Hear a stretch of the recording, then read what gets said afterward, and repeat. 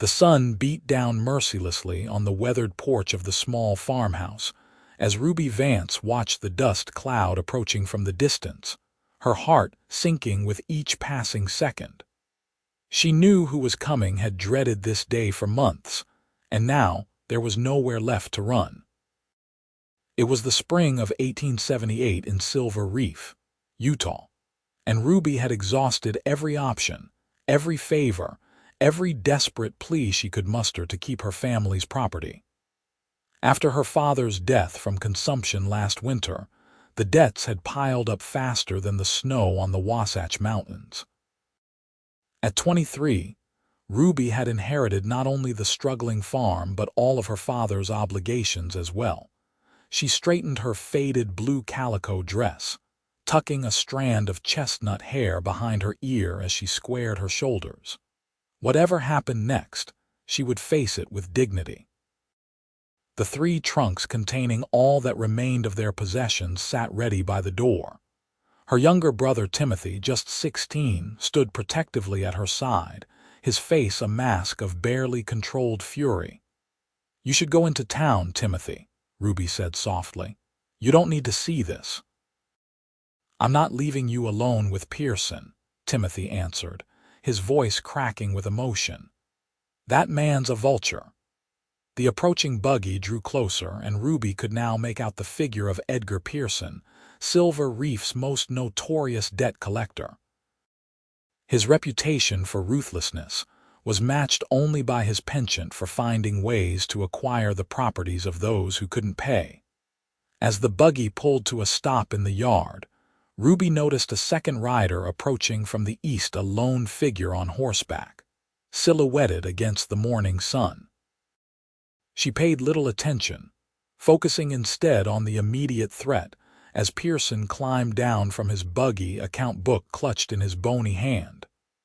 "Miss Vance," Pearson called out, his thin lips curling into what passed for a smile. At 50, his gaunt face had been weathered by years of Utah sun and the satisfaction of countless foreclosures. "I trust you've prepared yourself for our appointment." Ruby descended the 3 porch steps, standing tall despite her slender frame. "Mr. Pearson, I've asked for an extension." "And you've received 3 already," Pearson interrupted, adjusting his spectacles as he flipped through his ledger. "Your father's debt amounts to $687.42, including interest. The bank has been more than accommodating." "This land has been in our family for 15 years, Ruby protested, her voice steady despite the fear churning in her stomach.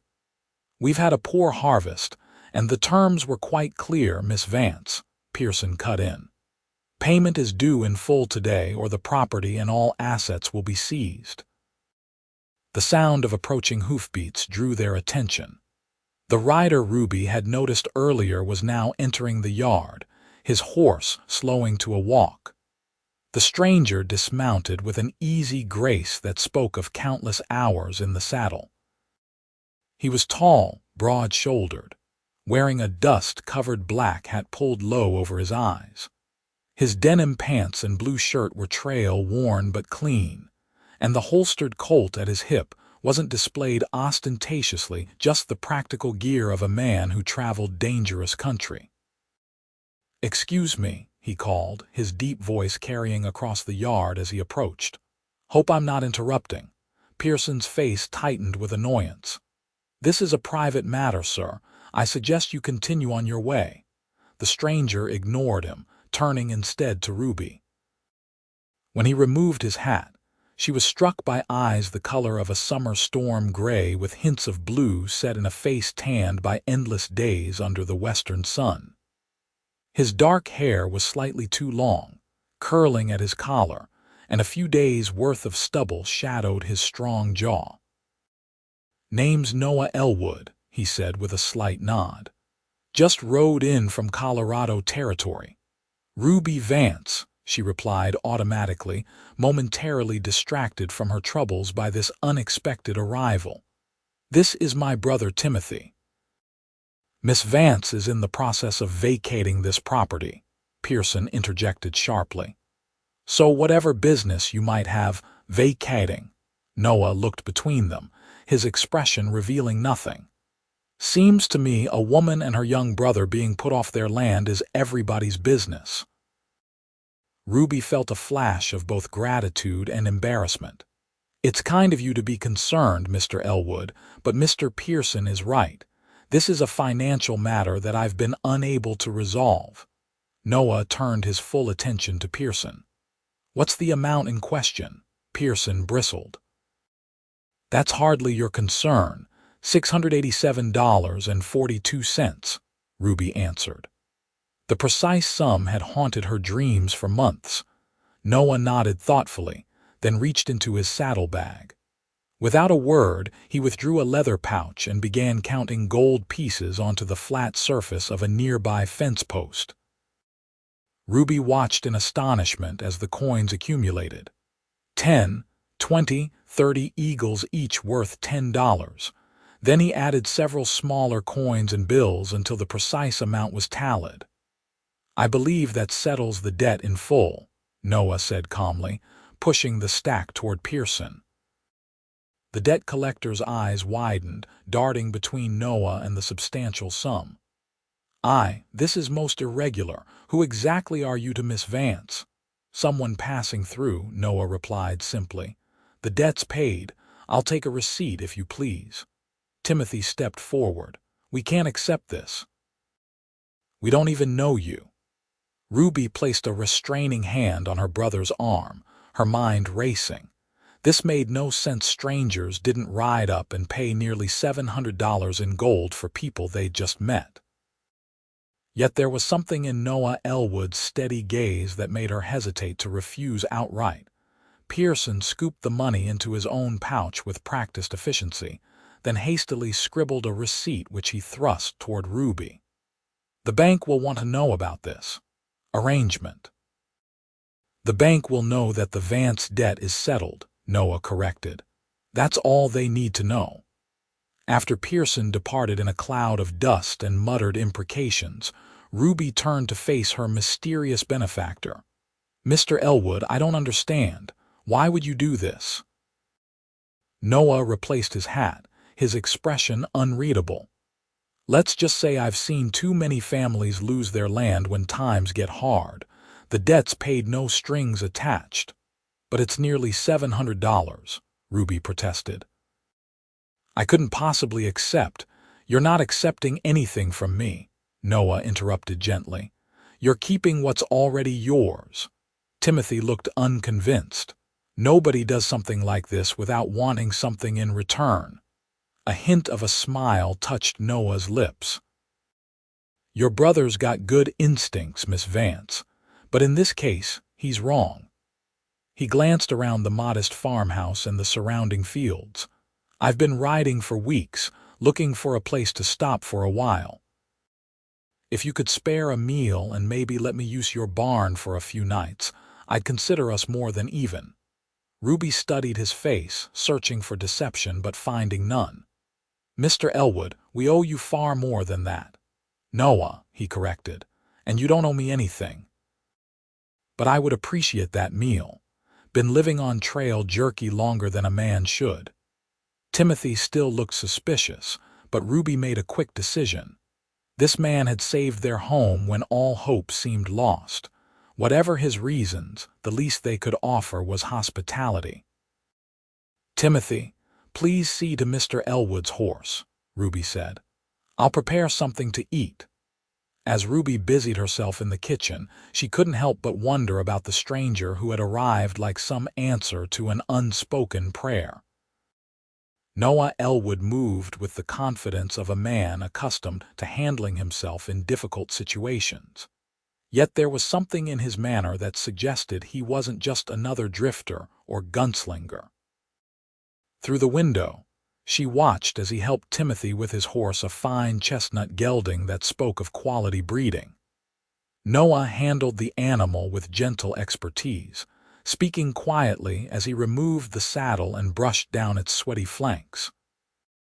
By the time the men entered the house, Ruby had managed to put together a respectable meal of beans, cornbread, and the last of the salted pork. It wasn't much, but it was offered with genuine gratitude. As they ate, Noah spoke little about himself, deflecting personal questions with practiced ease. He mentioned working cattle in Colorado, spending time in mining camps in Nevada, and riding with a freight company in Arizona Territory. His stories were engaging but revealed almost nothing about who he really was or why he carried enough gold to save a stranger's farm. Silver Reef seems to be prospering, Noah observed, changing the subject when Timothy pressed too hard about his background. I heard the silver mines are producing well. Ruby nodded. The town's growing faster than anyone expected. When they first discovered silver in the sandstone, people thought it was impossible. Now there are 5 active mines and more coming. That's why Pearson was so eager to get your land. Ruby's expression darkened. My father bought this property before anyone knew about the silver. It's mostly good farmland, but there's a section along the eastern ridge that prospectors have been eyeing. Pearson represents investors who have been buying up everything they can. And your father fell into debt? Noah asked carefully. He was a good man, Ruby said defensively. He worked hard, but my mother died in '75 and then Timothy broke his leg and the medical bills. She trailed off. By the time father fell ill last year, there wasn't much left. Noah's gray eyes softened with understanding. Life out here can turn on you fast, no shame in struggling. I've tried everything, Ruby admitted. Took in washing, sold eggs, even worked as a seamstress in town, but after the funeral expenses and back taxes, she straightened her shoulders. We would have managed eventually. No doubt, Noah agreed, and something in his tone suggested he wasn't just being polite. You strike me as a woman who finds a way. Their eyes met across the table, and Ruby felt an unexpected warmth rise to her cheeks. There was admiration in his gaze, not pity, and that made all the difference. After dinner, Noah insisted on helping with the dishes despite Ruby's protests. As they worked side by side in the small kitchen, she found herself relaxing in his presence. His movements were efficient, his manner respectful, and he seemed content with comfortable silence rather than forced conversation. You really intend to sleep in the barn? Ruby asked as they finished. Noah nodded. I've slept far worse places. Your barn looks downright luxurious compared to some. We have a spare room, Ruby offered. It's small, but the barn is fine, he insisted gently. People talk in small towns, Miss Vance. I wouldn't want to cause gossip. Ruby hadn't considered how it might look a single woman hosting a male stranger under her roof. The fact that Noah had thought of her reputation only increased her curiosity about him. Then at least take some blankets, she said, gathering a few worn quilts from a chest. The nights still get cold. Noah accepted the blankets with a nod of thanks. I'll be gone in a day or two. Just need to rest the horse and figure out my next direction. And will you tell me the real reason you paid our debt before you go? Ruby asked boldly. A ghost of a smile played at his lips. Maybe, if I figure it out myself. He touched the brim of his hat in a gesture of respect. Good night, Miss Vance. Ruby watched from the porch as he strode toward the barn, his figure silhouetted against the fading light. Timothy joined her, his young face troubled. I don't trust him, her brother declared. Nobody gives away that kind of money for nothing. Maybe not, Ruby conceded. But he saved our home today, Tim. Whatever his reasons, we can at least be grateful for that. Timothy's expression remained skeptical. I'll keep my eye on him. Ruby smiled and ruffled her brother's sandy hair. You do that, but be polite about it. That night, Ruby lay awake long after Timothy had fallen asleep, her mind replaying the extraordinary events of the day. From the brink of disaster to unexpected salvation in the form of a mysterious stranger, it seemed more like one of the dime novels Timothy secretly raid than real life in Silver Reef. Who was Noah Ellwood really? And why had he chosen to intervene in their lives? Morning came with the soft golden light that made Utah's landscapes seem almost ethereal. Ruby rose early, as was her habit, to start breakfast and tend to the chickens. To her surprise, she found Noah already at work in the barn, fork in hand as he mucked out stalls that hadn't been properly cleaned in weeks. "You don't need to do that," Ruby called from the doorway, embarrassed by the neglected state of their barn. Noah glanced up, a lock of dark hair falling across his forehead. "Seems fair exchange for lodging. Besides, I woke with the sun and needed something to occupy my hands." Ruby noticed he'd organized their scattered tools along one wall and repaired a broken gate hinge. He'd been busy for hours, apparently. "You're used to farm work," she observed. "Grew up on one," he replied, resuming his rhythmic movement with the pitchfork. "My father had a spread in western Missouri. Nothing fancy, but it was good land." It was the first personal detail he'd volunteered, and Ruby seized the opportunity. "Is your family still there?" A shadow crossed his features. "No, lost the farm in '63. Bushwhackers burned everything during the war." "I'm sorry," Ruby said softly, understanding now why he might sympathize with their situation. Noah shrugged, but the casual gesture couldn't mask the old pain in his eyes. "It was a long time ago." "And your family?" "Scattered to the winds," he answered, his tone closing the subject. "Breakfast smells good."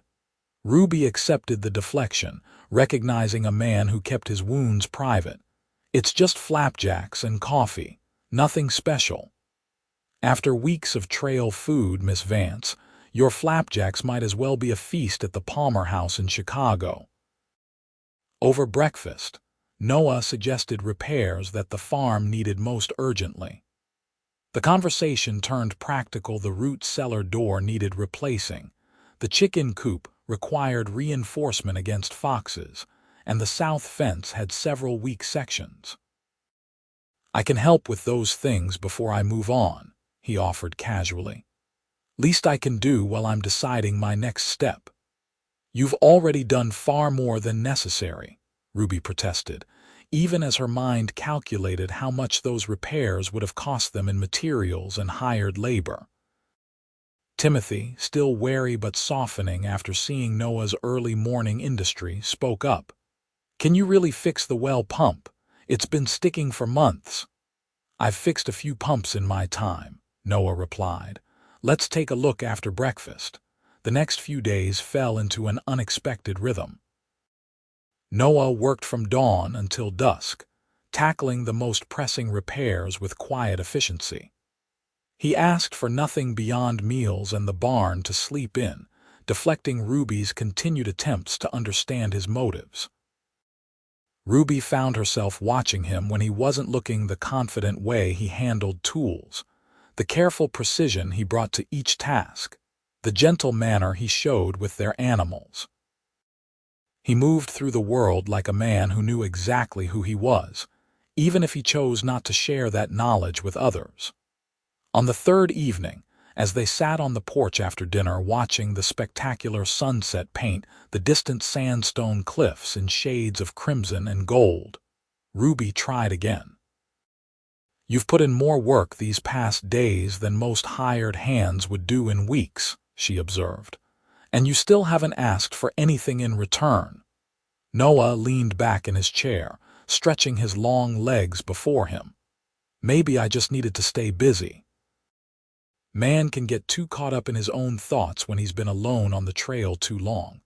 "Is that why you've been traveling? To outrun your thoughts?" His gaze remained fixed on the horizon. "Something like that." Ruby gathered her courage. "Noah, I appreciate your help more than I can express. But I'm not comfortable with this uneven exchange. You gave us nearly $700 and now days of hard labor. I need to understand why." Noah was silent for so long that Ruby thought he might not answer. Finally, he He turned to face her, his expression grave. 5 years ago, I was in a bad way, he said quietly.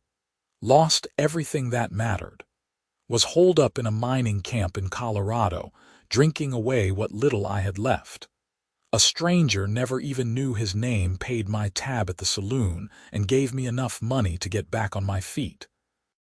Told me the only repayment he wanted was for me to help someone else someday. He shrugged slightly. Maybe this is that someday. The simple explanation rang true, yet Ruby sensed there was more he wasn't saying. That's a generous interpretation of paying it forward. A hint of a smile touched his lips.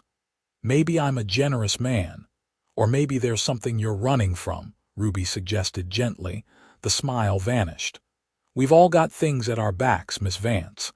Difference is in whether we let them catch us. Before Ruby could press further, Timothy called from inside about a leak in the kitchen roof, breaking the moment.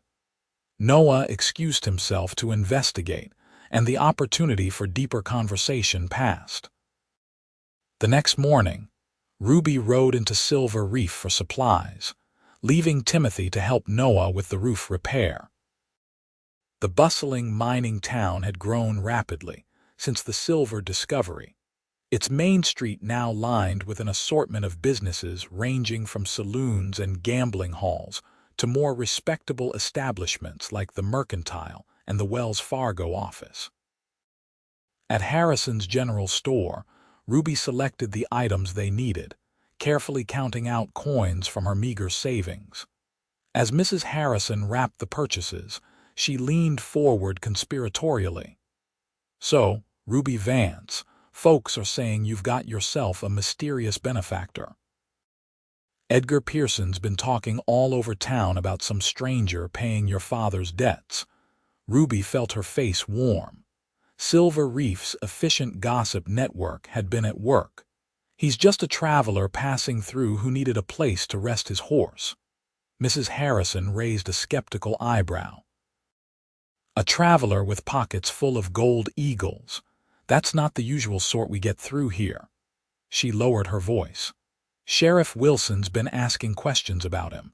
Says there was a bank robbery over in Cedar City last month. Robber got away with nearly $1,000 in gold. Ruby stiffened. Mr. Ellwood is no bank robber. How would you know, dear? You met him, 4 days ago? Mrs. Harrison patted her hand. I'm just saying be careful. Handsome strangers with unexplained wealth, well, there's usually a story there and not always a pleasant one. Ruby gathered her parcels, irritation rising at the implied gossip. Thank you for the concern, Mrs. Harrison, but I can manage my own affairs. As she stepped onto the boardwalk, Ruby nearly collided with Sheriff Wilson himself, a stocky, graying man with perpetually suspicious eyes beneath bushy brows. Miss Vance, he acknowledged, tipping his hat. Just the person I was hoping to see. Got a moment to talk about your visitor? Ruby's heart sank. If you mean Mr. Ellwood, he's simply a traveler who's helping with some repairs in exchange for using our barn. Sheriff Wilson's expression made it clear he didn't believe this simple explanation. Mind if I ride out to your place later today? Just to make his acquaintance understand. Standard procedure when newcomers arrive in the area. Ruby knew refusing would only increase suspicion. Of course, Sheriff. We have nothing to hide. As she turned to leave, the sheriff added casually, heard an interesting thing yesterday. Telegraph from Colorado Springs mentioned a Noah Ellwood wanted for questioning about a stagecoach robbery last year. Probably just a coincidence of names, but you can't be too careful these days. The revelation struck Ruby like a physical blow, but she kept her expression neutral. I'm sure it must be a different person entirely. Mr. Ellwood has been nothing but honorable in his dealings with us. The sheriff's smile didn't reach his eyes. I'm sure you're right. Still, I'll be out this afternoon to have that chat. The ride home seemed interminable as Ruby's mind whirled with conflicting thoughts. Could Noah really be a wanted man? The accusation seemed at odds with everything she'd observed about him: his careful consideration, his work ethic, his evident concern for her reputation. Yet he'd been deliberately vague about his past and carried an unusual amount of money for an ordinary cowhand. When she arrived home, she found Noah and Timothy had finished the roof repair and moved on to rebuilding the chicken coop. The sight of them working together, her brother actually smiling as Noah showed him how to properly set corner posts, momentarily eased her concerns. She hesitated, watching them from horseback. If Noah were truly running from the law, warning him about the sheriff's impending visit would make her complicit in whatever he might have done. But the alternative, letting him be taken by surprise, felt like a betrayal of the man who had saved their home. Decision made, Ruby dismounted and approached them. "Noah, could I speak with you privately?" Something in her tone must have alerted him. He straightened immediately, his eyes scanning her face with concern. "What's wrong?" "Sheriff Wilson is riding out this afternoon. He mentioned a Noah Ellwood wanted for questioning in Colorado about a stagecoach robbery." Timothy's hammer clattered to the ground. "I knew it. He's an outlaw." Noah's expression revealed nothing, but Ruby noticed his hand twitched slightly toward his hip where his holstered Colt rested. Then he deliberately relaxed, dropping his hand. "You're warning me," he said quietly to Ruby, a statement rather than a question. "I don't know what to think," she admitted, "but after what you've done for us, you deserve to know." Noah nodded once, his eyes holding hers. "Thank you." He turned to gather his tools, movements unhurried but purposeful. "I should be going." "So it's true?" Timothy demanded. "You robbed a stagecoach?" "No," Noah replied firmly. "But explaining that to a sheriff with a telegraph in his hand isn't always straightforward." Ruby stepped closer. "Then explain it to me." Noah hesitated, clearly weighing his options. Finally, he set down his tools with a sigh. "It's complicated." "I can manage complicated," Ruby countered. "What I can't manage is thinking I let a criminal into our home, or that I'm letting an innocent man flee when he's done nothing wrong." Noah glanced toward the road, then back to Ruby. "The short version: I used to be a Wells Fargo detective. Made some enemies putting away a gang leader named James Harker in Colorado. When Harker's brother busted him out of prison last year, they robbed a stage and left evidence pointing to me." His jaw tightened. "Been trying to clear my name ever since, but Harker has friends in some sheriff's offices.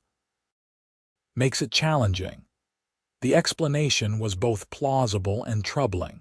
If true, it explained his funds, his skills, and his reticence about his past. It also meant he was caught in a dangerous situation with few good options. "You have any proof of this?" Ruby asked. "Nothing I carry with me," Noah admitted. "There's a letter from my former supervisor in Denver that would clear things up, but it would take weeks to get here." Ruby made a swift decision. "Timothy, take the bugboard and ride over to the Patterson place. Tell Mr. Patterson we need to borrow his extra wagon for a few days." "What for?"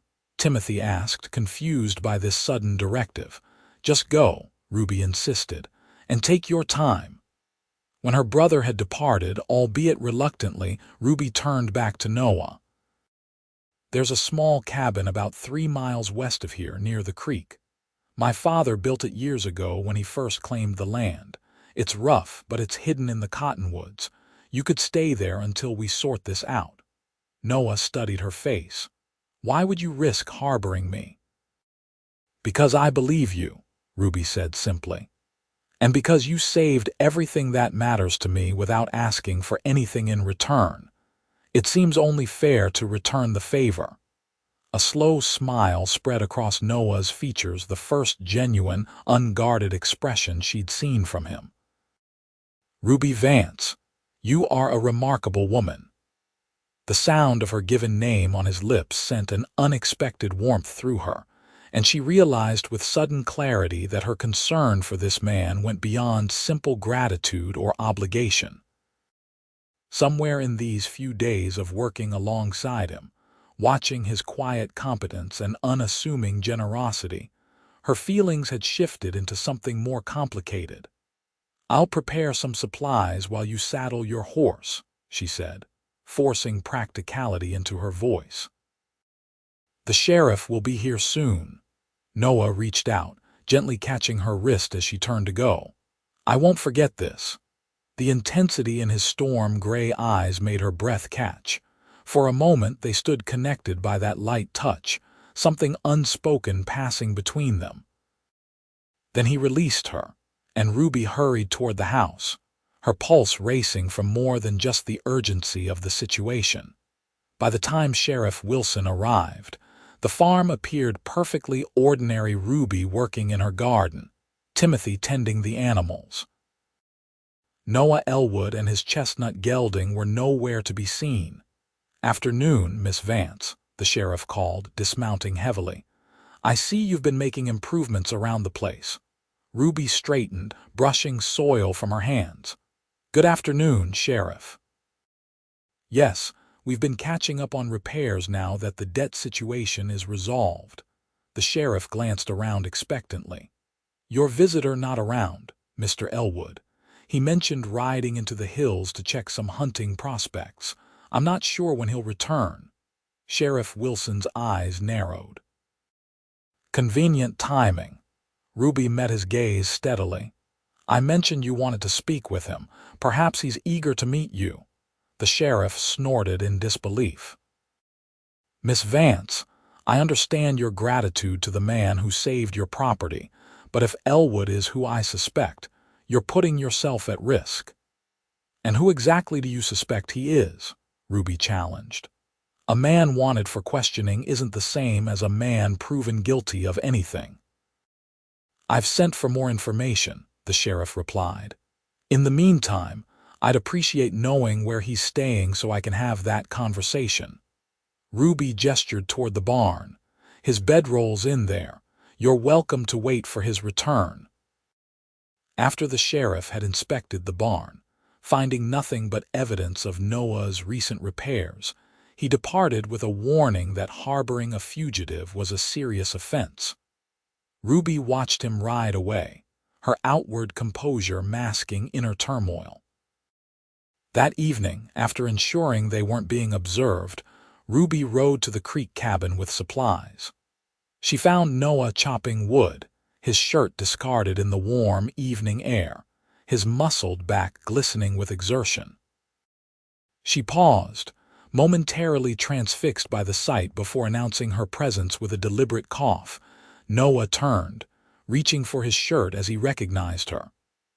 "Everything all right at the farm?" Sheriff Wilson came and went, Ruby reported, dismounting. "He seemed dissatisfied but left without incident. He sent for more information about you." Noah pulled his shirt over his head, then took the saddlebags she offered. "Thank you for this, all of it." Ruby followed him into the small cabin. It was indeed rough, a single room with a stone fireplace, crude wooden furniture her father had built years ago, and a few basic amenities. Noah had already made it surprisingly livable, sweeping out years of dust and repairing the worst of the roof's leaks. "It's not much," she apologized. "It's perfect," Noah countered. "Defensible position, good water source, hidden from the road. I've stayed in far worse places." Ruby hesitated, then asked the question that had been bothering her. "If what you said is true about being a Wells Fargo detective, why not simply go to their office in Silver Reef and sort this out?" Noah set down the supplies with a sigh. "It's not that simple. The local agent wouldn't have authority to clear my name, and by the time they could verify my story with the Denver office, I might already be in jail or worse if Harker's friends got to me first." "What are you going to do?" He leaned against the rough table, arms crossed. "I've been tracking the Harkers for months. Last information I had placed them in southern Utah, possibly headed this way. That's part of why I came to Silver Reef, thought I might intercept them. So you're hunting them? Ruby asked, alarmed at the danger this implied. More like gathering evidence, Noah clarified. If I can prove they're behind the robbery I'm accused of, it clears my name. Ruby processed this information, trying to reconcile the quiet man who had fixed her roof with someone capable of tracking dangerous outlaws across multiple territories. Both versions seemed equally authentic. Is that why you really helped us? Because you needed a place to lie low while you watched for the Harkers? Pain flashed across Noah's features. No, that was truth I told you, about the stranger who helped me when I was down. He stepped closer, his voice softer. But I won't deny that when I saw Pearson about to take your home, it struck a nerve, reminded me too much of what happened to my family's farm.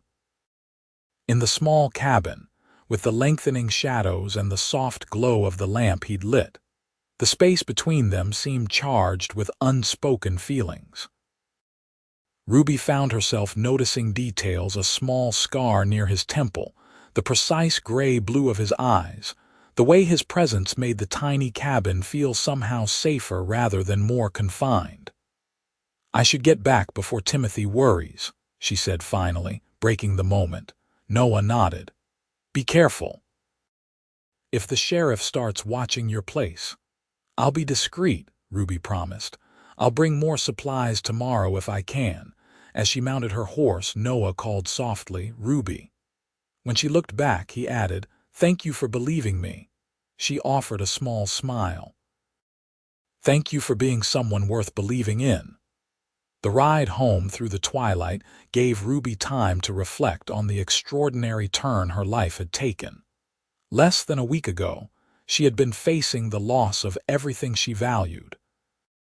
Now she was harboring a man who might be a former lawman or possibly an outlaw while trying to maintain a facade of normalcy. And beneath it, all ran an undercurrent of feelings for Noah that she could neither fully acknowledge nor entirely deny. Over the next 3 days, Ruby established a routine. She would visit the cabin once daily, bringing supplies and news. Noah, meanwhile, ventured into the hills during daylight hours, watching the main roads for any sign of the Harker brothers while avoiding the town and sheriff. Timothy, after initial resistance, had become an unlikely ally, keeping watch for anyone showing unusual interest in their comings and goings. His protective instincts toward his sister had gradually extended to include Noah as well, especially after Ruby shared the full story of Noah's past. On the 4th evening, Ruby arrived at the cabin to find Noah poring over a crude map he'd drawn of the area. He looked up with evident pleasure at her arrival, and Ruby felt that now familiar flutter in her chest at his smile. I brought stew, she announced, setting down her basket. And some of those biscuits you said you liked. You're spoiling me, Noah replied, clearing space on the table. I was just studying the local terrain. There's an old mining trail that runs behind these hills that would make a perfect approach for anyone wanting to avoid the main roads. Ruby ladled stew into bowls as he spoke. Any sign of the Harkers? Not yet. But I intercepted a freight driver yesterday who mentioned seeing 2 men matching their description near Cedar City last week. He accepted the bowl with a nod of thanks. They're moving in this direction. Ruby sat across from him, concern evident in her expression. What happens if they do come here? Silver Reef is full of silver shipments leaving regularly for Salt Lake City. If they're planning another robbery, then I'll have my chance to catch them in the act and clear my name, Noah said simply. That sounds dangerous. Noah's eyes met hers. Most worthwhile things involve some risk. The comment hung in the air between them, carrying implications beyond their immediate conversation. Ruby found herself wondering if he was speaking about more than just the Harkers.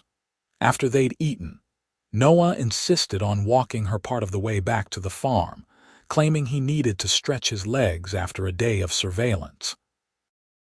As they walked beside the creek in the gathering darkness, their conversation turned personal in a way it hadn't before.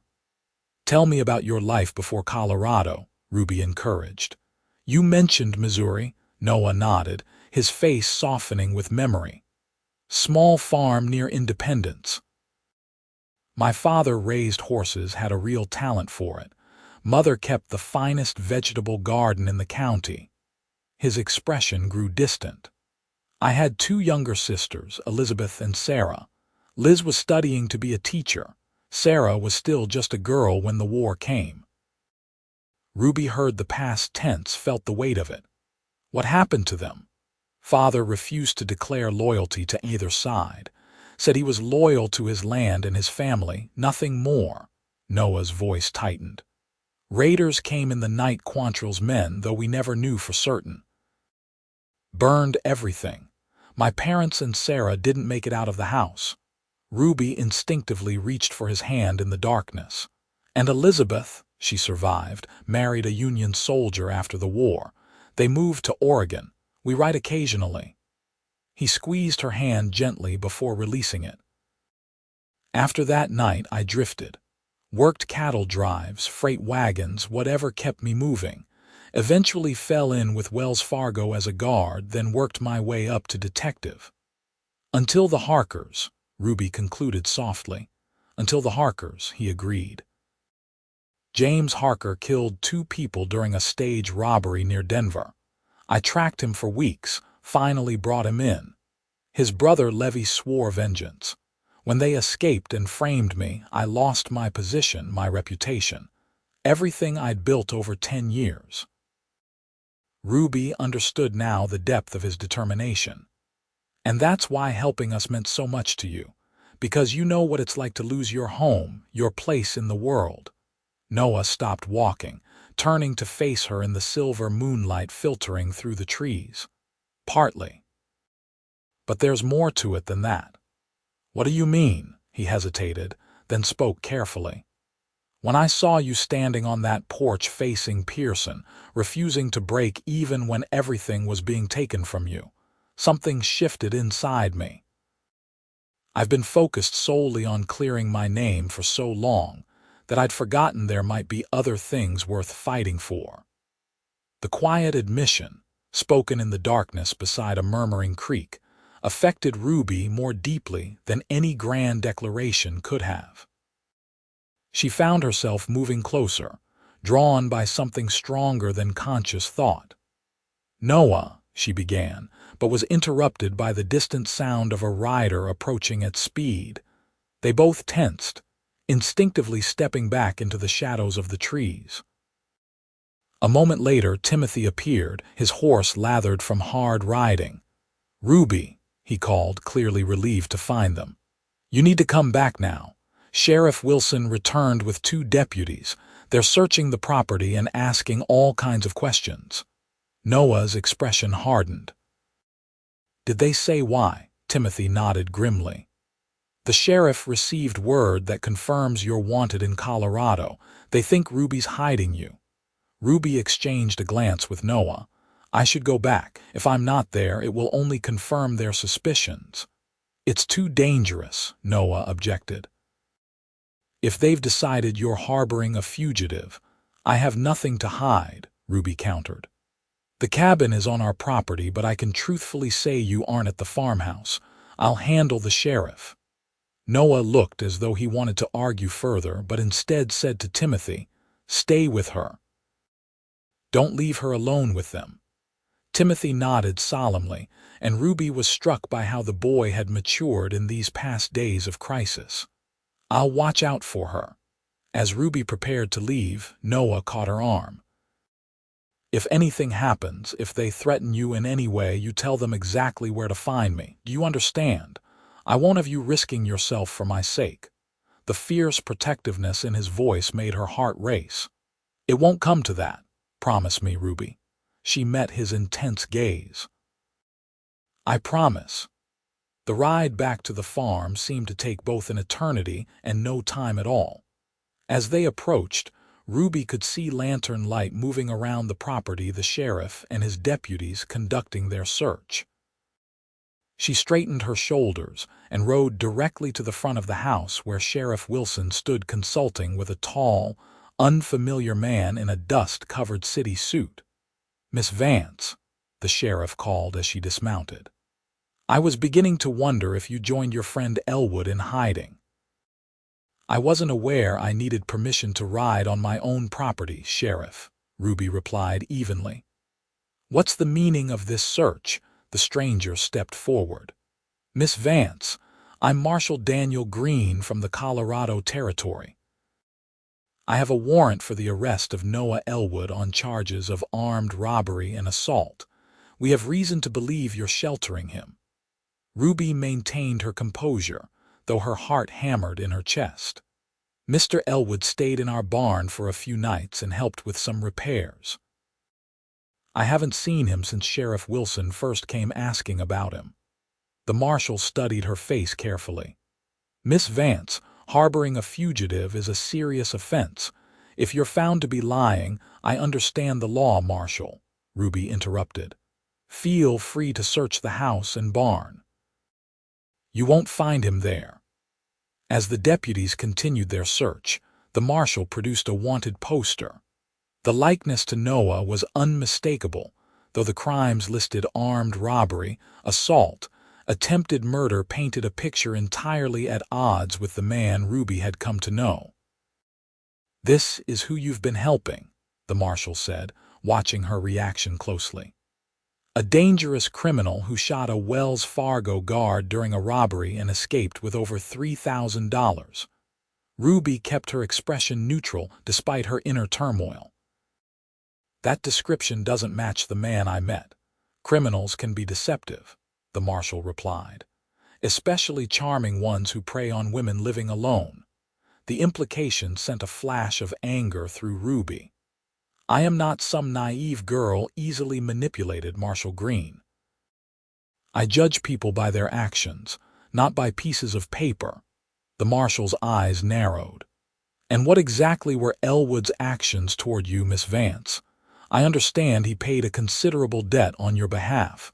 What did he expect in return?" Timothy stepped forward defensively. "He didn't ask for anything. He's a good man who helped us when nobody else would." "Timothy," Ruby cautioned, placing a restraining hand on her brother's arm. She turned back to the marshal. "Mr. Ellwood paid our debt and asked only for temporary lodging in our barn.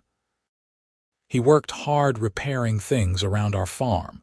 At no point did he behave in any way that suggested he was the criminal you describe." "Sheriff," one of the deputies called from the barn, "found something you should see." Ruby's heart sank as they all moved toward the barn.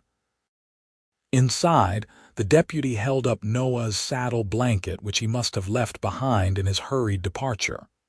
"He was definitely here recently," the deputy said. "Still smells of his horse." The marshal turned to Ruby, his expression hardening. "Miss Vance, I'll ask you once more. Where is Noah Ellwood?" Ruby met his gaze steadily. "As I said, he stayed here briefly and then left. I don't know where he went."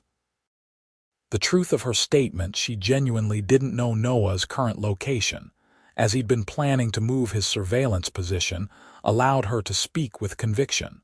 The marshal sighed heavily. "Sheriff Wilson, I believe we need to continue this conversation at your office in town. Miss Vance may be more forthcoming after a night contemplating the consequences of obstructing justice." Timothy lunged forward. "You can't take her. She hasn't done anything wrong." Sheriff Wilson restrained the boy with surprising gentleness. "Now, Timothy, we're just going to have a longer talk in town. Your sister will be back by morning if she cooperates." Ruby felt cold fear grip her stomach but kept her voice calm. "Timothy, it's all right. Stay here and watch the farm. I'll be back soon." She looked pointedly at her brother, hoping he would understand her unspoken message. "Don't go to Noah. Don't make things worse." As the sheriff led her toward his wagon, Ruby glanced back at the darkening hills where Noah was hidden. She had promised to reveal his location if she were threatened, but found she couldn't bring herself to betray him, not even now. Whatever happened next, she would face it with the same determination that had carried her through every other hardship life had presented. The sheriff's office in Silver Reef was a sturdy stone building that also housed the town's small jail, 2 cells with iron bars and minimal comforts. Ruby was relieved when Sheriff Wilson led her not to a cell, but to a chair beside his desk, where Marshal Green waited. "Miss Vance," the marshal began once they were seated, "let me be clear about the situation. Noah Ellwood is a dangerous man wanted for serious crimes. Any assistance you provide him compounds your own legal jeopardy." Ruby folded her hands in her lap, forcing calm into her voice. "I understand your position, Marshal, but I've told you everything I know." "I find that difficult to believe," he countered. "A man doesn't pay off a substantial debt and then simply vanish without establishing some form of understanding." The implication made Ruby's cheeks burn with indignation. "Whatever you're suggesting, Marshal, you're mistaken about both Mr. Ellwood's character and mine." Marshal Green leaned forward, his expression softening into something almost sympathetic. "Miss Vance, I've been tracking Ellwood for months. I know his methods. He uses his charm and apparent generosity to win people's trust, particularly women in vulnerable situations." He tapped a file on the desk. "There was a widow in Denver, a shopkeeper's daughter in Cheyenne, all convinced of his innocence despite the evidence." Ruby's confidence wavered slightly. Could she have been so thoroughly deceived? The Noah she knew seemed genuine, his story consistent with his actions and demeanor. But what if that was precisely his talent, creating a persona that inspired trust and loyalty? The marshal noted her hesitation and pressed his advantage. "We believe Ellwood is working with the Harker brothers now. There's information suggesting they plan to rob the Wells Fargo office here in Silver Reef during the next major silver shipment." This new claim jolted Ruby. "That's impossible. Noah despises the Harkers. They're the ones who framed him." Too late, she realized her mistake. The marshal's eyes lit with triumph. "So he has spoken to you about the Harkers," he said quietly. "That's interesting, since the official reports never connected Ellwood to them." Ruby fell silent, aware she had revealed more than intended. Sheriff Wilson, who had been quietly observing, finally spoke up. "It's getting late, Marshal. Perhaps Miss Vance should rest and reconsider her position overnight." The marshal nodded reluctantly. "Very well.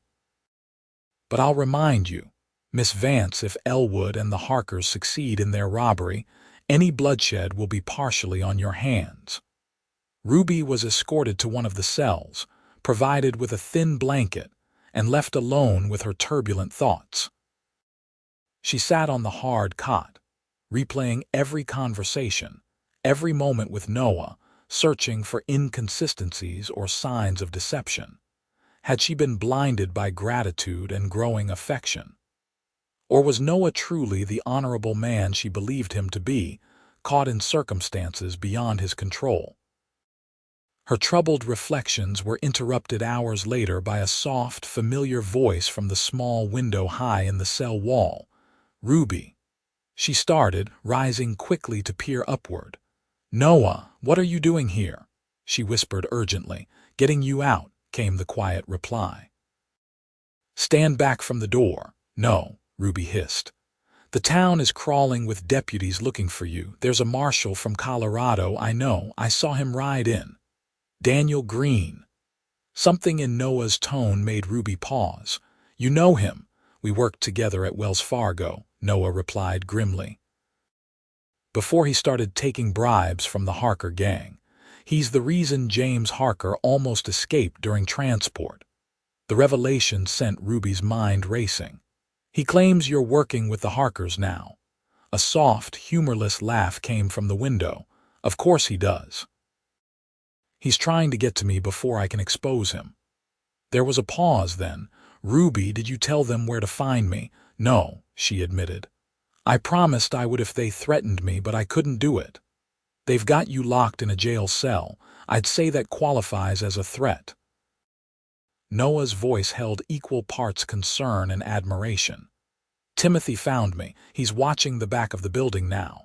Ruby moved closer to the window.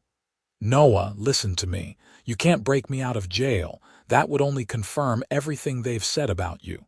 I can't leave you here. You have to, she insisted. The Harkers are the key to clearing your name. If Marshall Green is corrupt as you say, then finding them before he does is more important than ever.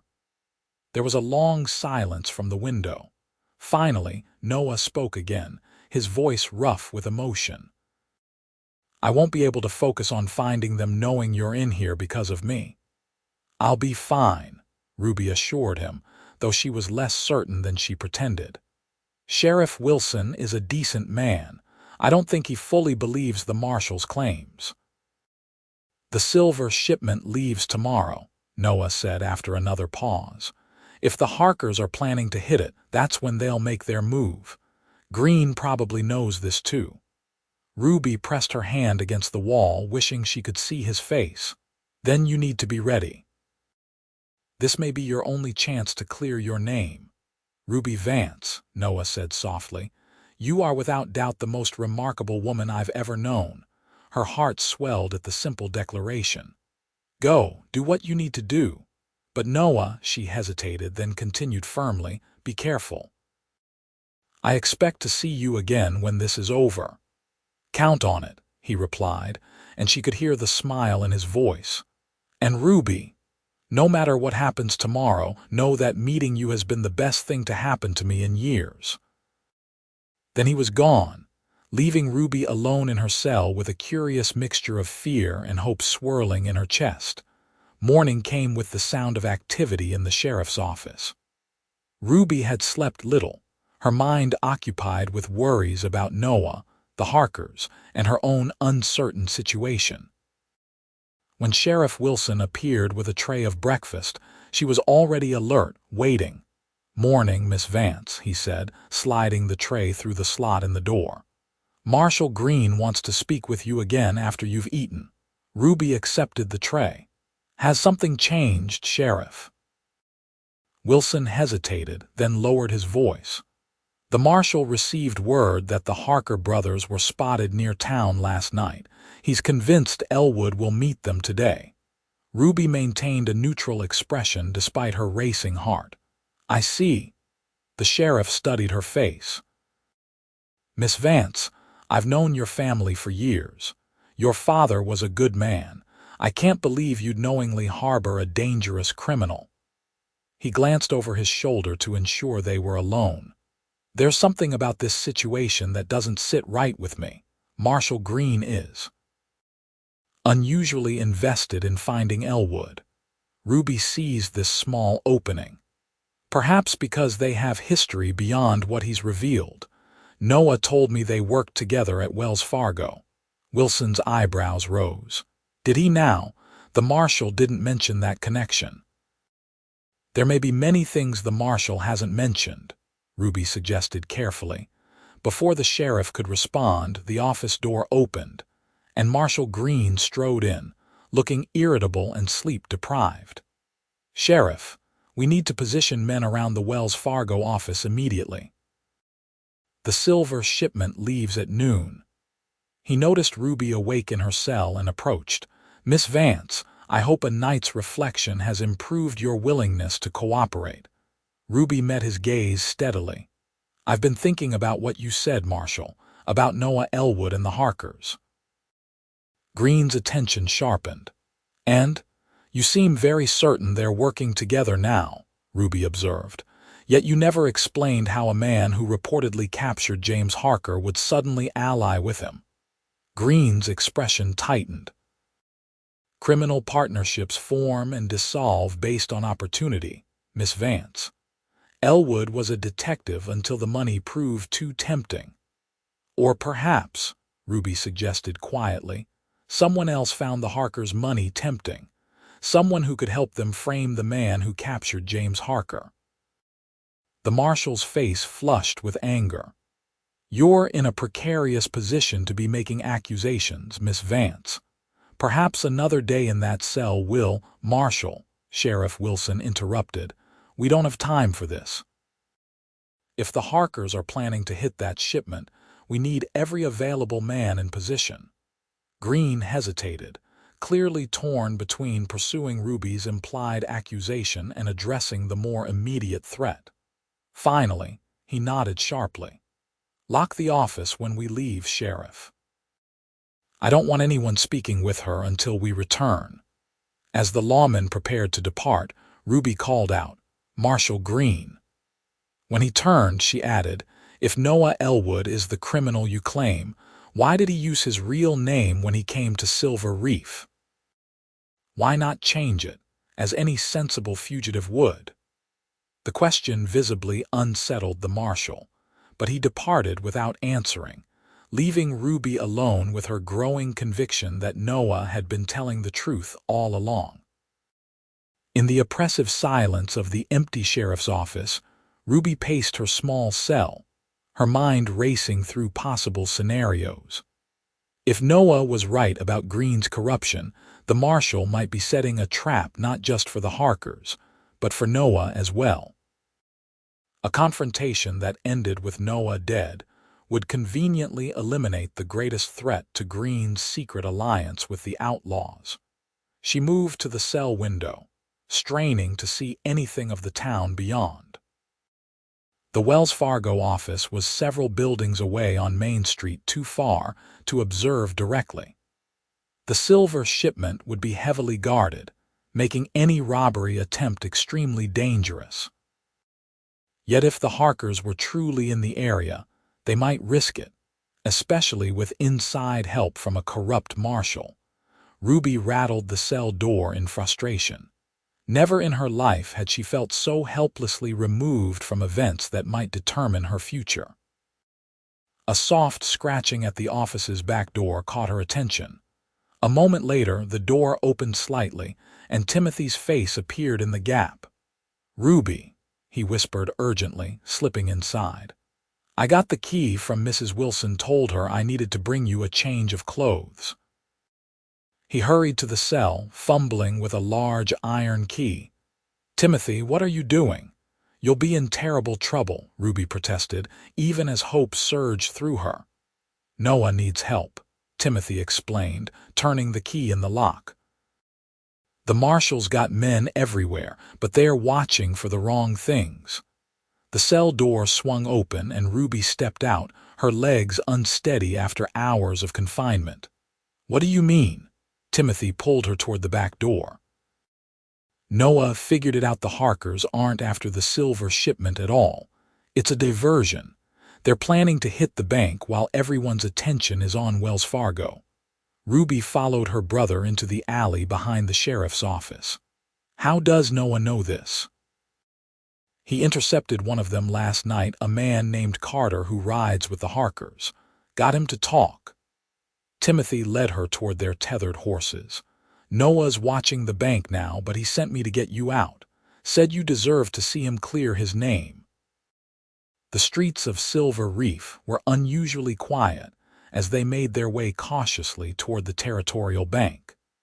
Most of the town's attention was focused on the heavily guarded Wells Fargo office 2 blocks away, where the valuable silver shipment was being prepared.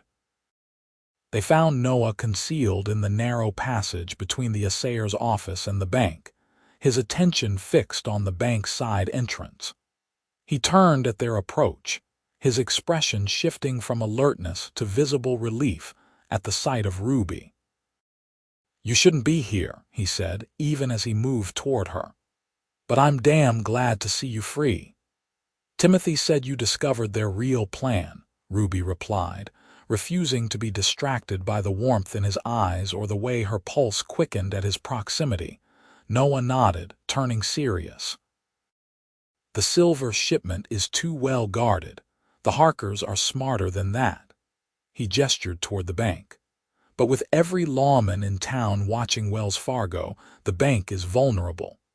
They've been conducting a big land purchase transaction this morning, over $15,000 changing hands. How can you be sure? Ruby asked. Carter confirmed it before I handed him over to a deputy I trust, and I've been watching. Noah pointed to a nondescript wagon parked nearby. That's Levy Harker himself on the driver's seat. I'd bet my life James is already inside, posing as a customer.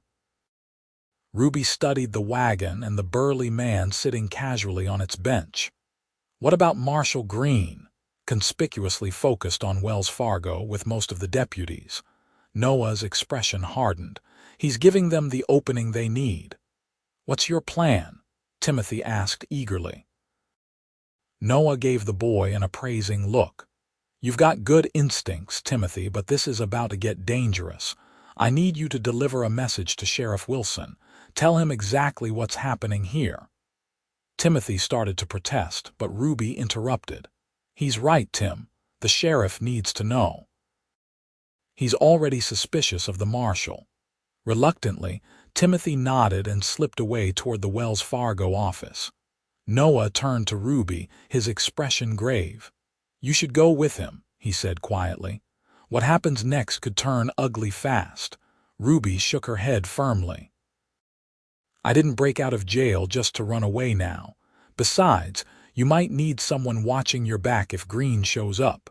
A ghost of a smile touched Noah's lips. Stubborn woman. You've noticed, she replied with the same hint of a smile. Their moment of connection was broken by sudden shouts from inside the bank, followed by the unmistakable sound of a gunshot. Noah was moving instantly, drawing his Colt as he ran toward the side entrance. Stay back. He called to Ruby, but she was already following, her heart pounding with a mixture of fear and determination. Inside the bank, chaos reigned. Two masked men held guns on the terrified bank employees and customers who were huddled against one wall. A third man, unmasked and matching Noah's descriptions of James Harker, was forcing the bank manager to open the safe. Noah assessed the situation in an instant, then called out in a commanding voice. Wells Fargo Detective Ellwood, drop your weapons. The bold declaration, along with Noah's sudden appearance in the doorway, created a crucial moment of confusion. The nearest gunman turned, his weapon wavering between Noah and the hostages. In that split second of indecision, Noah fired, hitting the man's shoulder.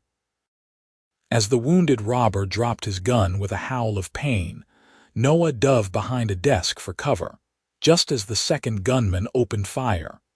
Ruby flattened herself against the wall near the entrance, her mind racing.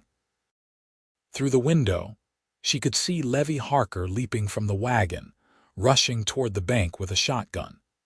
If he entered through the main doors, Noah would be caught in a deadly crossfire. Without fully considering the consequences, Ruby darted outside and around the corner of the building. She reached the wagon just as shouts began to rise from the direction of Wells Fargo. Reinforcements would be coming, but perhaps too late. Making a split-second decision, Ruby grabbed the wagon's brake lever and released it. Then, with all her strength, she pushed against the back wheel. The wagon, parked on a slight incline, began to roll directly into the street, blocking the main entrance to the bank just as Levy Harker reached it. The outlaw crashed into the moving wagon with a surprised curse. He staggered, momentarily thrown off balance, and Ruby seized the opportunity to grab a shovel from the wagon bed. When Harker regained his footing and turned toward her with murderous intent, she swung the shovel with all her might. The metal edge connected with his temple with a sickening thud. Levy Harker collapsed unconscious to the dusty street, his shotgun clattering harmlessly beside him. Ruby stood frozen in shock at what she'd done, the shovel still clutched in her trembling hands. She was jolted back to awareness by the sound of running footsteps. Sheriff Wilson and several deputies were racing toward the bank, alerted by Timothy. "Miss Vance!" the sheriff exclaimed, taking in the scene with evident confusion. "What in heaven's name, it's Levy Harker," Ruby explained quickly. "His brother James is inside with at least one other man. Mr. Ellwood is in there trying to stop them." The sheriff's eyes widened at this information, but he responded with professional efficiency, directing his deputies to secure the unconscious outlaw and take positions around the bank. Inside, the situation had escalated into a desperate standoff. Noah remained pinned down behind the desk, exchanging occasional fire with James Harker, who was using the bank manager as a shield. The wounded robber lay moaning on the floor, while the third had taken cover behind the teller counter. "It's over, Harker," Noah called. "The bank is surrounded. Levy's already in custody." "Then I've got nothing to lose, do I, Ellwood?" James Harker shouted back, pressing his gun harder against the terrified manager's head. "You should have stayed dead when we framed you." The admission, heard clearly by everyone in the bank, brought a grim smile to Noah's face. "Just adding to your charges, James." A commotion at the main entrance signaled the arrival of Sheriff Wilson and his deputies. As they entered with weapons drawn, the hidden robber behind the counter panicked and made a break for the side door. Noah took him down with a precise shot to the leg. James Harker, seeing his last chance evaporating, shoved the bank manager forward and fired wildly toward Noah. The bullet splintered the desk inches from Noah's head, sending wooden fragments flying. Noah returned fire in one fluid motion, his bullet catching Harker in the shoulder and spinning him around. The outlaw staggered but managed to keep his footing, turning to fire again. Before he could pull the trigger, multiple shots rang out from the deputies' positions. James Harker jerked violently and collapsed, his unfired weapon skittering across the floor. In the sudden silence that followed, Noah rose cautiously from behind the desk, his own gun still trained on the fallen outlaw. Sheriff Wilson approached, his expression a mixture of confusion and grudging admiration. "That was either the bravest or the most foolhardy thing I've seen in 20 years, Ellwood," he remarked. "Care to explain what's really going on here?" Before Noah could answer, Marshal Green burst through the door, his face contorted with fury when he saw the scene before him. "Wilson, what happened? You were supposed to be watching Wells Fargo." The sheriff turned slowly to face the marshal. "Funny thing about that, Green. Seems the real target was here all along, almost like someone wanted us looking the wrong way." Green's hand moved subtly toward his holstered pistol. "You're overstepping, Sheriff. I'm taking charge of these prisoners, especially Ellwood." "I don't think so," came a new voice from the doorway. An older man in a well-tailored suit entered, flanked by two serious-looking men wearing Wells Fargo badges. "Daniel Green, you're under arrest for conspiracy, corruption, and accessory to multiple robberies." Noah straightened, recognition and relief evident in his expression. "Director Hammond, your timing is impeccable." The Wells Fargo director nodded briskly. "When we received your telegram last month about Green's possible corruption, we started our own investigation. Your most recent wire about the Harkers being in Silver Reef brought us here." He gestured to his agents, who moved to disarm the now pale Marshal Green. "We have evidence linking Green to at least 3 robberies attributed to you, Ellwood. Your name will be cleared." As Green was taken into custody, protesting vehemently, Ruby finally entered the bank. Her eyes sought Noah's across the room, finding him bloodied from flying debris but otherwise intact. The look that passed between them, relief, joy, something deeper neither was ready to name, needed no words. Sheriff Wilson, observing this exchange with newfound understanding, cleared his throat. "Miss Vance, I believe we can agree that your brief incarceration was a regrettable misunderstanding. Consider all charges dropped. Ruby managed a smile. Thank you, Sheriff. The next hours passed in a blur of statements, medical attention for the wounded, and explanations. Noah's status transformed from fugitive to hero as the full story emerged, corroborated by the Wells Fargo director and the confessions of the captured Harker gang members. It was nearly sunset when Ruby, Noah, and Timothy finally returned to their farm, physically exhausted but lifted by the knowledge that the nightmare of recent months had ended. Timothy, still buzzing with excitement from the day's events, volunteered to tend the animals while Ruby and Noah sat on the porch steps. Director Hammond offered me my old position back, Noah said after a comfortable silence, with a promotion to chief investigator for the Western Territories. Ruby's heart sank despite her best efforts to appear pleased. That's wonderful. You've certainly earned it after everything you've been through. Noah studied her face in the golden light of sunset. I haven't accepted yet. Why not? Ruby asked, confused. It's what you've been working toward, clearing your name, reclaiming your position. Things change, Noah said simply. People change. What seemed important months ago looks different now. Ruby felt a flutter of hope she dared not fully acknowledge. What do you mean? Noah turned to face her more directly, his expression unguarded in a way she hadn't seen before. When I rode into Silver Reef, I was focused on one thing: catching the Harkers and proving my innocence. Nothing else mattered. He reached out slowly, taking her hand in his.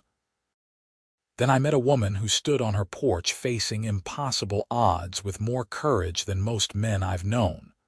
A woman who believed in me when she had every reason not to, who risked herself to help me. Ruby's breath caught in her throat. Anyone would have done the same. No, Noah shook his head with certainty. They wouldn't. What you did, what you are, is rare, Ruby Vance. His thumb traced gentle circles on her palm. I told you once that meeting you was the best thing that's happened to me in years. That wasn't just gratitude talking. Ruby found herself leaning closer, drawn by the warmth in his storm-gray eyes. What was it then? Something I hadn't felt in so long I'd almost forgotten it existed, Noah admitted softly. Something that makes the idea of riding away from here the hardest thing I can imagine. Then don't, Ruby whispered, surprising herself with her boldness. Don't ride away.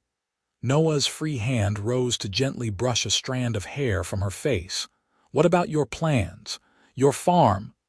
My plans have always been to keep this land, to make it thrive again, Ruby answered. That hasn't changed. She paused, gathering her courage. But I'm finding that other things have. Things I never expected. Such as... Noah's voice had dropped to a near whisper, his face now inches from hers. Such as discovering that a home isn't just a piece of land. It's where you find people who believe in you, who see you clearly and stand beside you regardless of the cost. Ruby's eyes locked with his. I don't want you to ride away, Noah Ellwood. The last rays of sunlight gilded the moment as Noah closed the remaining distance between them, his lips meeting hers in a kiss that began tentatively but quickly deepened with the release of long, restrained emotion. Ruby's arms wound around his neck as she returned the kiss with equal fervor, all the tension and fear of recent days dissolving into this perfect connection. When they finally parted, both slightly breathless, Noah rested his forehead against hers. I was thinking, he said, his voice husky, that Silver Reef might need a local Wells Fargo representative, someone to oversee security for silver shipments, investigate any problems, work that would keep a man close to home. Ruby's heart soared at the implication. And where would this representative make his home? Noah's eyes crinkled with his smile. Well, there's a farm I know with good water rights, decent grazing land, and owners who might be willing to consider a business arrangement. A business arrangement. Ruby raised an eyebrow, though she couldn't suppress her answering smile. For starters, Noah replied, suddenly serious, though I'd hope for more in time. Ruby lifted her hand to his cheek, tracing the strong line of his jaw. I think that could be arranged, though the younger owner might require some convincing. Noah glanced toward the barn where Timothy was visible brushing down Noah's horse with meticulous care. I've faced tougher negotiations. Their laughter mingled in the evening air, the sound of it seeming to chase away the last shadows of doubt and fear. As darkness settled over Silver Reef, Ruby Vance realized that while the debt collector had indeed come for everything she owned, what she'd received in return was worth far more than what had been saved. Over the months that followed, the Vance farm underwent a transformation. With Noah's steady presence and the additional income from his Wells Fargo position, the most pressing repairs were completed before winter arrived. Ruby's vegetable garden expanded, supplying not only their table but also providing extra produce to sell in town. A small herd of cattle now grazed the western pastures, the beginning of a breeding program based on Noah's extensive knowledge of livestock. Timothy thrived under Noah's guidance, the young man's natural talents finding direction and purpose. He showed particular aptitude for working with horses, reminding Noah poignantly of his own father's gifts. The people of Silver Reef, initially skeptical of the former fugitive's presence, gradually accepted Noah as the story of his wrongful accusation spread. His competence in his Wells Fargo position, combined with his quiet integrity, eventually won over even the most dubious townspeople. By the spring of 1879, on a perfect April morning with wildflowers carpeting the hills around Silver Reef, Ruby Vance became Ruby Ellwood in a simple ceremony attended by the entire community.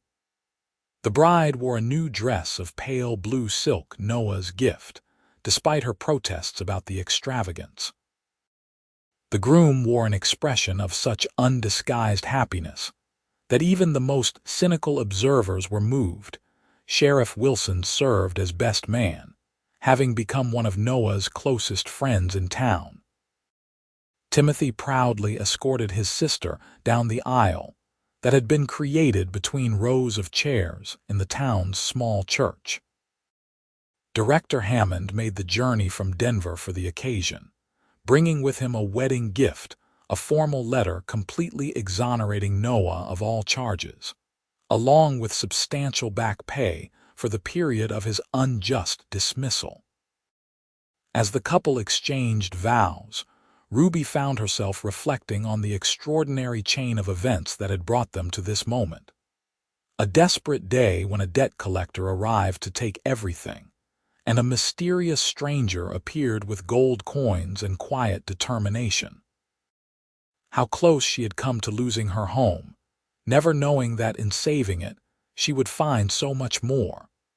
The celebration afterward lasted well into the evening, with music and dancing under lantern light in the town square. As the fiddle player struck up a waltz, Noah led Ruby onto the makeshift dance floor. "Mrs. Ellwood," he said softly, the name still new and wonderful on his lips. "Have I told you today how beautiful you are?" Ruby smiled up at him, her heart so full she thought it might overflow. "Only about 5 times, but I don't mind hearing it again." They moved together in perfect harmony, the steps of the dance as natural as the love that had grown between them. Around them, friends and neighbors watched with approval and perhaps a touch of envy for the obvious devotion that surrounded the couple like a tangible aura. "I've been thinking," Noah said as he guided her through a turn, "about expanding the orchard on the east side of the property. Those apple saplings we planted last fall are taking well. In a few years, we could have a proper harvest." Ruby nodded, loving the way he spoke of we, and years yet to come with such certainty. I think that's a wonderful idea, and perhaps we might need to consider adding onto the house as well. Noah's steps faltered slightly. Adding on, is Timothy needing more space? Eventually, perhaps, Ruby replied, a secretive smile playing at her lips. But I was thinking more about 7 or 8 months from now when we might need a nursery. Noah stopped dancing entirely, his hands tightening on hers as the meaning of her words registered. Ruby, are you saying? She nodded, her eyes bright with happy tears. Dr. Madison confirmed it yesterday. We're going to have a baby, Noah.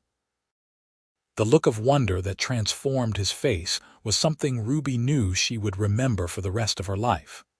Without warning, Noah swept her into his arms, spinning her around right there on the dance floor as his joyous laughter rang out. A baby! He exclaimed, heedless of the startled looks from nearby dancers. Ruby Ellwood, you magnificent woman! When he set her down again, he kissed her thoroughly, propriety be damned. The onlookers, quickly deducing the cause of this display, erupted in cheers and congratulations. Later that night, after the last well-wishers had departed, and they had returned to the farmhouse, their home, Noah held Ruby close, as they stood on the porch gazing at the star-filled Utah sky. When I was riding across the territory last year, following the Harker's Trail, I never imagined I was actually traveling toward everything I'd ever wanted, Noah said reflectively. I thought clearing my name was the end goal. I never saw that it was just the beginning. Ruby leaned back against his chest, his arms wrapped protectively around her still flat abdomen. Sometimes the most important journeys take us places we never expected to go.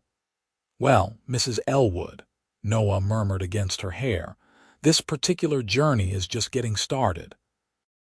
And I can't wait to see where it leads us next.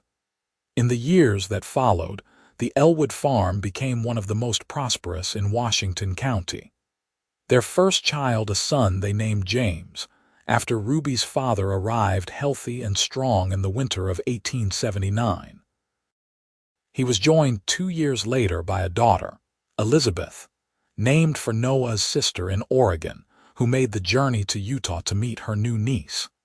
Timothy grew into a fine young man, eventually starting his own horse breeding operation on the northern section of the expanded property. His reputation for excellent stock spread throughout the territory, bringing customers from as far away as California. Noah continued his work with Wells Fargo while helping manage the farm, his dual roles earning him respect throughout the region. Ruby, while devoted to her growing family, also established herself as a force in the community, helping to found Silver Reef's first proper school and serving on committees that improved conditions for the town's families. As Silver Reef prospered during the height of the silver boom, so did the Ellwoods. Yet their greatest wealth was never measured in silver or gold, but in the life. They built together a life that had begun with a simple act of generosity, when a debt collector came for everything a young woman owned, and a cowboy paid it all and asked for nothing. On the 10th anniversary of their meeting, Noah presented Ruby with a small silver box. Inside lay the receipt Pearson had written that fateful day, preserved as a reminder of how their story began. "The best investment I ever made," Noah said, watching as Ruby traced her fingers over the faded ink. $687 for a lifetime of happiness. Ruby smiled at the man who had become the center of her world, the father of her children, her partner in everything that mattered. "You always said you paid that debt with no strings attached." Noah pulled her close, his eyes still holding the same warmth that had first captured her heart a decade earlier. "Best bargain in the West," he murmured against her lips, "and I'd pay it all over again in a heartbeat."